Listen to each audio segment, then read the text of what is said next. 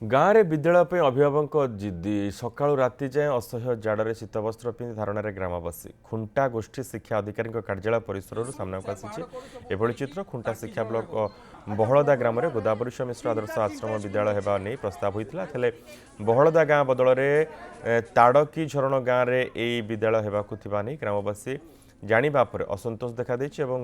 खुंटा block शिक्षा अधिकारी कार्यालय घेराव करते सकाळु कार्यालय घेराव करथिबा बेले कार्यालय भितर बीओ मनमोहन हेम्ब्रम एबीईओ वृंदावन मारंडी समेत 5 ରୁ 6 कर्मचारी को अटकाई तेज दिन तमाम आंदोलन जारी रही बेले कौन निर्यास न बाहर जाडुआ रातिर गोष्ठी शिक्षा अधिकारी कार्यालय विक्षोभ जारी रही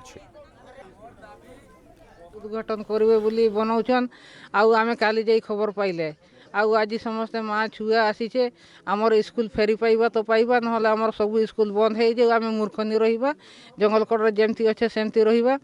आउ ना आमर स्कूल निहाती दरकार स्कूल हम माने हम आउ ना यू आम हटिबा नहीं आमे चाहूचे जेहेतु बहरदारे सेटा ऑलरेडी सरकार गोटे एमएलए को रेकमेंड भी थिला आमर